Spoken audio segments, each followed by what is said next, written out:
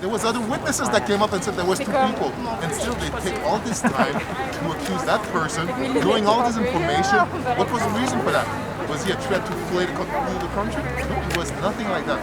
So, knowing the job that a police officer should be, and the other factor that is very interesting is that if he had shot with a firearm, there will be traces of gunpowder. You can verify that right away.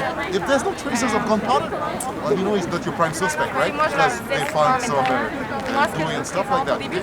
So all of these questions tells you that he got a different treatment because of the color of his skin, and he didn't deserve what happened to him, and he deserved fair treatment, and we all deserve that treatment. So perhaps it's not racial profiling for the beginning, but at the end of the day, clearly there's something that has to do with the color of his skin.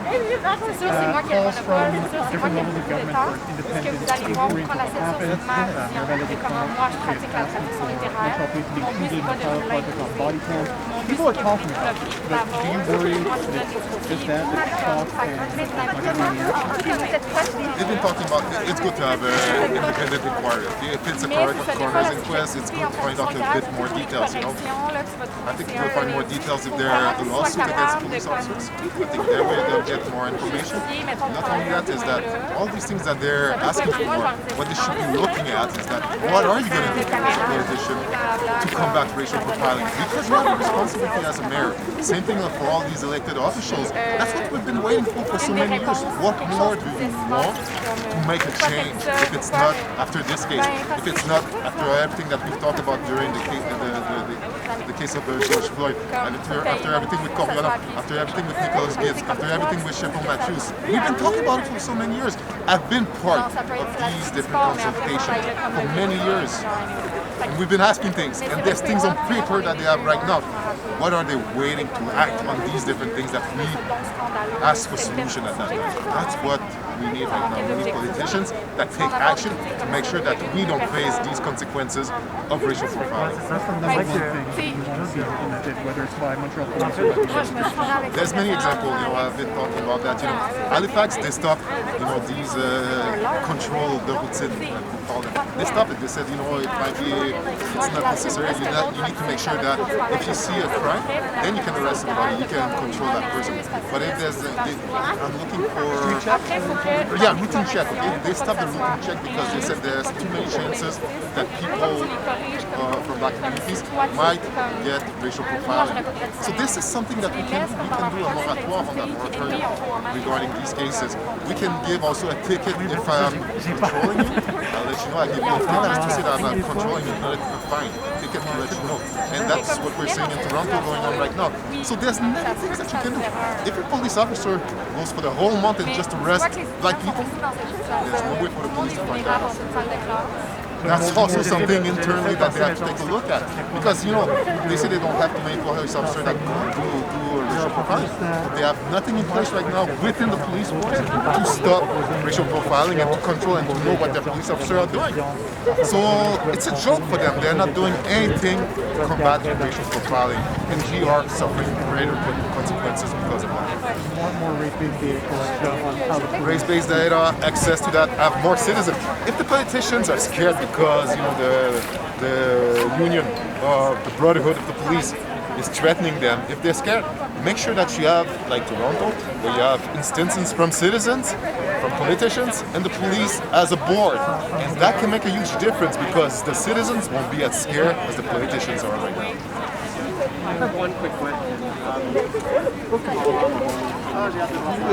He has his own political ambitions, but you're saying, why aren't you protesting in front of City Hall, given that ultimately it is the mayor? She's been in for coming on 4 years.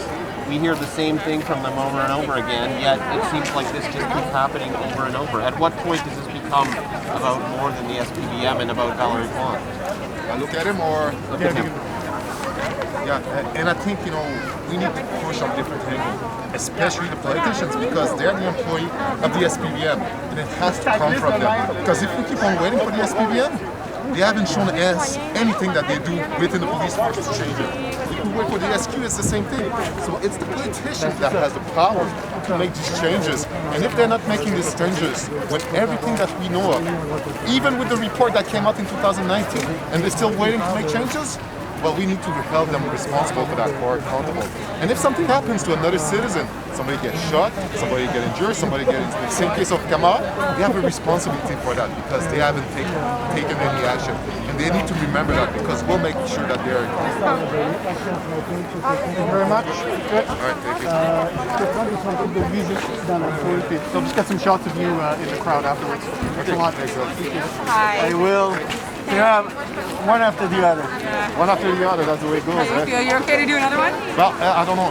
Tu prendras après, you gotta take the shots afterwards or? Yeah. In the crowd, probably. Okay, perfect. Ça va? Am I on the other side? Hi.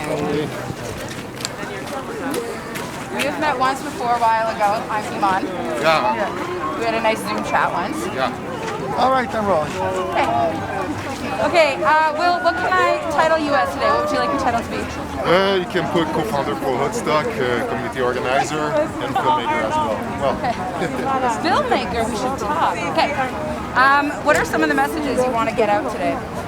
Well, you know, we've seen cases of racial profiling, and this case, perhaps at the beginning, it wasn't a case of racial profiling, but everything that followed the case of Kamara raised the question, why did he get this treatment? And you don't see that kind of treatment from another person that is in charge of a lab. That is a doc student, somebody that has the kind of background of Kamara. He would never get arrested for 6 days waiting for video surveillance camera to have many witnesses as well, telling him that there was another person. Why you put so much energy to point that he was guilty, knowing that people were saying there's somebody else, and they've waited for so long. How long they've waited that maybe that person that did these things to police officers is somebody that we're never going to find. So for us, you know, talking about what's going on right now, nowadays with Kamara, it's talking the same case with Sheffield Matthews, same case with Pierre Corian, same case with Nicholas Gibbs. It's over and over repeating there's something that is wrong with the treatment that we receive as Black communities, and that we're asking for change. The police hasn't shown us anything that they want to change themselves. They haven't shown us for the past 15 years, and I've been part of these consultations, these different places, they haven't done anything. Now we're asking the politician to do something, because the politician as well, they have a responsibility. They're the employer of these police forces. So what are they waiting for, especially knowing they had a report for racial profiling, to make sure that we stop getting these injustices from the police forces and they combat that? They're not doing anything. So right now, the only means that we have is to come out in places like that in a cold day to say that we're tired and we want to make sure that they stop that. What do you think of the police chief's apology? I think it came late. I think he could have done that way earlier. I think, you know, we want more than apologies now. We want to make sure it doesn't happen over and over again. Just as an example, how does he control a police officer to know that if he goes all day, just does control some black bodies every day, the whole month he does that, just racial profiling towards black people. He does that the whole month. But he has nothing, no tools right now to know that his police officer is controlling just black bodies. So are they serious when they're talking to us to say that, you know, they want to do something about racial profiling? If you make an excuse right now, I'd rather see some concrete action from the SPVM to make sure that it doesn't happen to us the way it does right now. And I know the question is kind of redundant.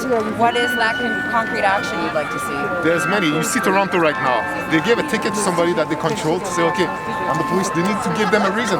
So they write a reason, we've been controlling you for that reason, and they give them a ticket, not a fine, a ticket to let them know that they've been controlled for that. In Halifax right now, they stopped the routine check. Police officers are not allowed to do routine check because they found out there was too much racial profiling. So there's many things that they can do. But if we keep on going with just a marketing campaign like they've done in Montreal to say, well, we're going to respect the charges of the charter of rights and liberty, well, that's not sufficient enough because it's already there. So you're just BSing us for telling us that, you know, you're not doing anything concrete to change racial profiling. So there's so many things that they can do. Same thing. If the politicians are too scared of the brotherhood of the police, well, what they can do is that they can do like Toronto, have a board where you have citizens sitting on it, politicians sitting on it, and you also have the police force sitting on it, trying to look for solutions to stop racial profiling. So there's so many things that are so easy. And they have reports as well. I've been part of these reports. So why they shelve these reports? They have all of them. So what they're waiting for? Right? Yes. If they're waiting so long not to put any of these actions in place right now, it's because they're scared of who? They don't care for their population as well. Because if they care for the black racialized communities, they will make sure that we don't get the treatment that we are getting from the police force right now. And they need to act on it right now. Because if there's another death, if there's another case like Kamara, well, they have blood on their hands because they're not doing anything right now to stop it, unfortunately. Sorry for being close. No, yeah, I mean, and it's kind of what you're saying, that like, this isn't the first time. There have been a lot of demonstrations like this. We have seen them over the past 5 years, but especially concentrated in the past, let's say 12 months.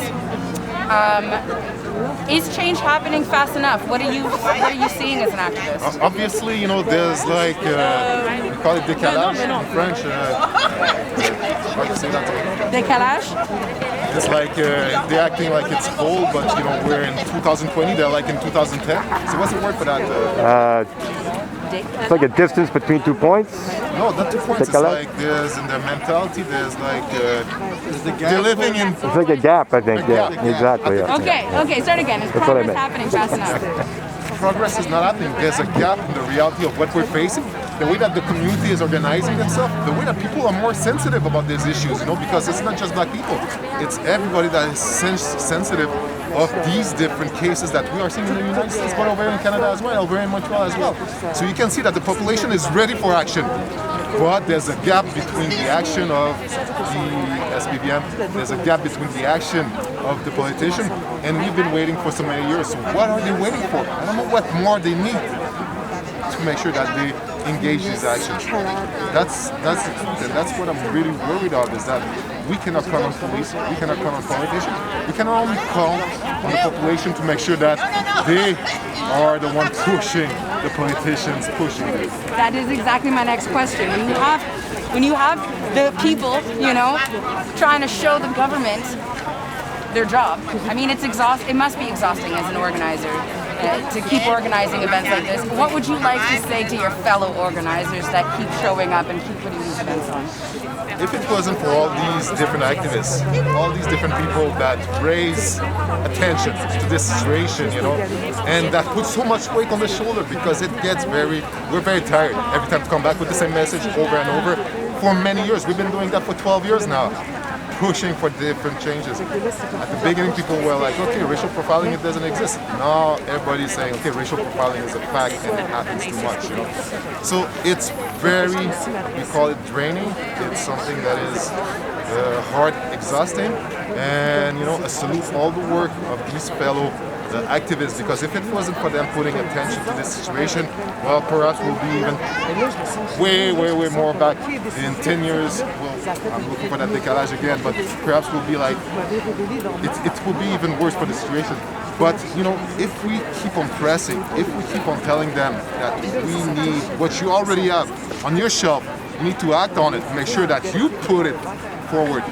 Not for your action, just to make sure that we stop all these injustices that we are facing right now. If you just act on these things, perhaps, we had some trust in the system. But right now, people are getting tired of protesting, and they don't trust the system, unfortunately. And what we are seeing with the case of Kamara, everything that was in place, from the Crown Attorney, from the police investigation, from the Chief of Police, it was not the kind of... It took so much time, the way that they investigated on that case. There was like a delay for releasing Kamara. There was a delay from the reaction of the police force. There was a delay from the politician. They were waiting, although we all knew that there was something wrong with that case. And we need to make sure that we are not delaying all these actions are already there, to make sure that we put them forward. And this is a priority, because otherwise there's going to be somebody that might be shot, somebody that's going to be racially profiled by the police, somebody that's going to be a case like Kamara. And enough is enough. Enough is enough. Why the choice to have it here and not in front of Valérie Plante? Well, I think it's close enough. I think the message has been sent towards the police forces also, that they can act right now, that they need to realize that they need to change their practices. I'm pretty sure that there's a lot of police officers that they want changes in racial profiling, because it creates a tension. It creates a gaps between what the respect that we have as black communities towards the police forces. And when they interact with our communities, perhaps somebody's going to say that you're doing racial profiling, and perhaps they're going to say themselves that they're not doing racial profiling, and they might be right. But at the end of the day, they have done so little to combat racial profiling that they have to understand that they get this treatment for all these other police officers in the time that you haven't done anything as a police force to combat racial profiling. It'd be nice to see police officers also make sure that they do have changes within the police force to combat that. Okay, cool. Any final thoughts? I don't know. You don't know? Do you think it's important that non-black people come out and show their solidarity as well? If why? I think racism is not something that we do as a community towards the white community. And I'm pretty sure that there's lots of people that say, well, okay, this is what's going on right now. Although they're not the one that doing the racism, especially the racial profiling from police forces. But it's very important to have communities, everybody that tags along, that understand these issues, and it's united. It's more people that will be sensitive to this idea that's going to help us combat racial profiling, combat these consequences that we suffer or the brutality that we saw from these voices. So the more people that we have, the more that they understand the situation. And what's really interesting is that what I've seen through the years is more people understanding that this is wrong. The George Floyd incident was a triggering effect for the society. And that was going on while the COVID was there. So everybody had to think about it. And I think there's a shift within the community, within the white population as well, that changes is something that we need to see right now. Not in 2 years from now, not in 5 years from now, right now. And that's why there's so much support, there's so much people more understanding more the injustices that racialized communities, black communities are facing. So that I'm really glad to see that, because there's a strong show of solidarity from all these different communities. Okay. Thank you so much for your time. Thank you. Appreciate it. That's it. You have time for a couple more questions? Huh? Got time for a couple more No, questions? I'll take a break now. Okay. I need my saliva. No worries. But we'll do that after. Yeah, for sure. sure. Yeah.